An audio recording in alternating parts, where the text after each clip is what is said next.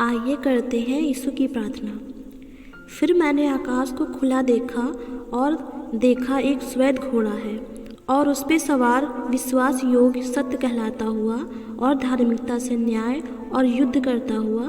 उसके नेत्र आग की ज्वाला है, उसके सिर पर बहुत सारे राजमुकुट हैं और एक नाम उस पर लिखा हुआ है और उसके अतिरिक्त कोई नहीं जानता।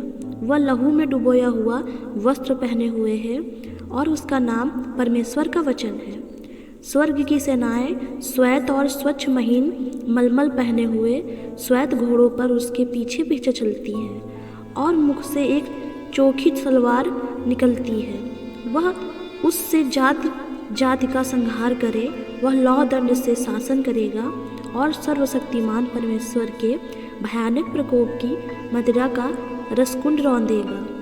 उसके वस्त्र और जांघ पर एक नाम लिखा है जिसका नाम है राजाओं का राजा, प्रभुओं का प्रभु। फिर मैंने एक स्वर्गदूत को सूर्य में खड़े देखा। उसने आकाश के मध्य उड़ने वाले सब पक्षियों में ऊंचे शब्द से चिल्लाकर कहा, आओ परमेश्वर के बड़े भोज के लिए एकत्रित हो जाओ। तुम राजाओं और सेनापतियों और शक्तिशाली पुरुषों का मांस और घोड़ों और उनके सवारों का मांस तथा स्वतंत्र दासों और छोटे बड़े सब मनुष्यों का मांस खा सको। फिर मैंने पशु और पक्षियों के राजाओं और उनकी सेनाओं को एकत्रित होते देखा कि उन घोड़ों के सवार उसकी सेना से युद्ध करें।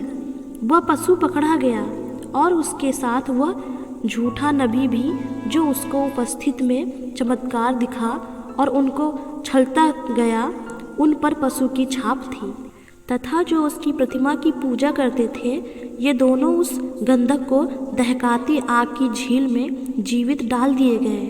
बाकी सब उस घुड़सवार के मुख से निकलती तलवार से मारे गए और सब पक्षी उनका मांस खाकर तृप्त हो गए। तब मैंने एक स्वर्गदूत को स्वर्ग से उतरते देखा जिसके हाथ में अथाह कुंड की कुंजी और एक बड़ी जंजीर थी। उसने उस अजगर को, पुराने सांप को जो इब्लिस और शैतान है, पकड़ा और 1000 वर्ष के लिए बांध दिया और उसे अथाह कुंड में डालकर बंद कर दिया गया तथा उस पर मुहर लगा दी गई। जब तक 1000 वर्ष पूरे न हो जाए वह उसी में बंद रहेगा। तब मैंने सिंहासन देखे और लोग उन पर बैठ गए और उन्हें न्याय का अधिकार दिया गया। मैंने उन लोगों की आत्माओं को देखा जिनके सिर यीशु की गवाही देने और परमेश्वर के वचनों के कारण काटे गए थे